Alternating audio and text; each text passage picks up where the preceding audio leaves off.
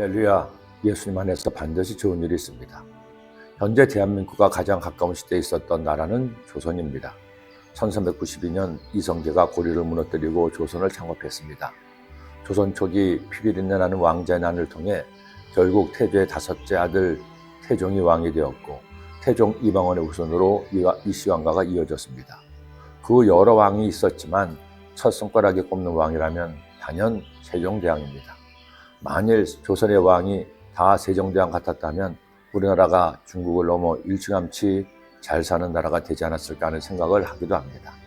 그러나 안타깝게도 조선의 역사를 보면 그렇게 빼앗는 왕이 별로 없습니다.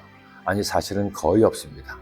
왕 개인의 능력도 부족할 뿐 아니라 세월이 지나면서, 특히 전쟁을 치르면서 왕권은 점점 약화되고 신하들의 힘이 더 세졌습니다. 급기야 이른바 세도 정치라고 해서 신하들이 왕을 좌지우지하고 국정을 농단한 끝에 나라가 도약할 기회를 잃어버리고 일본의 나라를 빼앗기고 말았습니다. 이런 사실은 비단 조선만의 이야기가 아닙니다.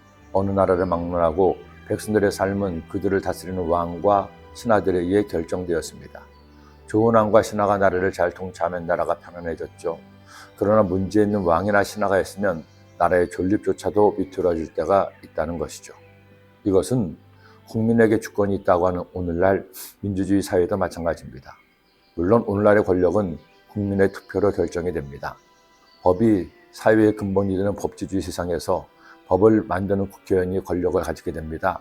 그리고 법에 따라 나라를 대표하며 통치하는 대통령이 권력을 갖습니다. 이런 힘이 있는 사람들이 나라를 잘 이끌어 가야 하는데, 대한민국 역사상 모든 국민이 존경하는 대통령이 한 명도 없음이 안타까울 따름입니다.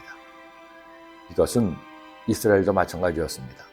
북이스라엘 왕국이 아모스를 통해 하나님의 책망을 받습니다.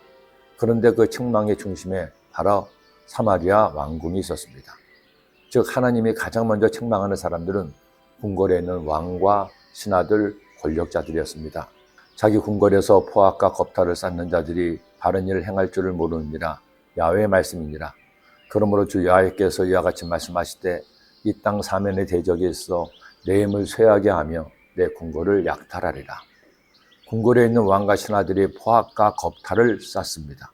바른 일을 행하는 것이 아니라 그런 일을, 악한 일을 서슴지 않습니다. 우상을 숭배하고 온갖 탐욕을 부리며 삽니다. 하나님은 그런 권력자들을 가장 먼저 책망하신 것이죠.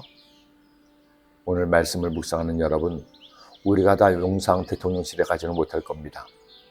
의원 배지 달고 여의도 국회에 가는 일도 많지 않을 겁니다.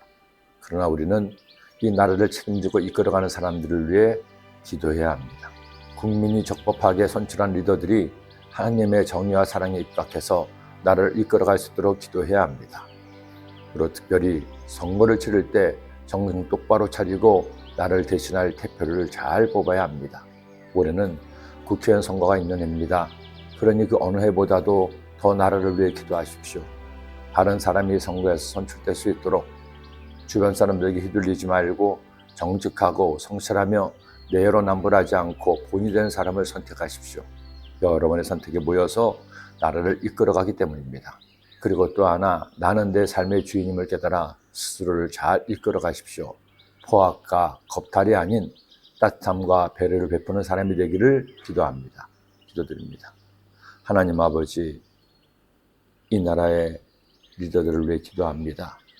그들이 하나님을 두려워하고 국민을 섬기는 마음으로 바르고 의롭게 주신 일을 잘 감당하게 하시고, 이번 국회의원 선거에서 그런 이들이 선출될 수 있도록 간섭하시고 인도하여 주옵소서.